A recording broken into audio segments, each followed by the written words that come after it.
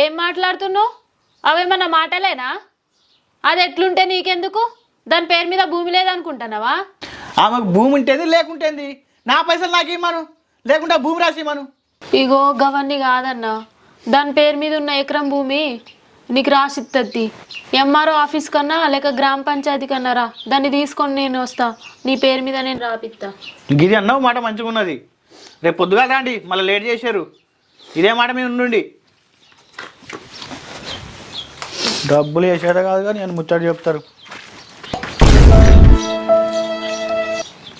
ఈ సొంటి ముండ కొడుకులు అప్పియబట్టి మన మొగుళ్ళు చెడిపోతారే.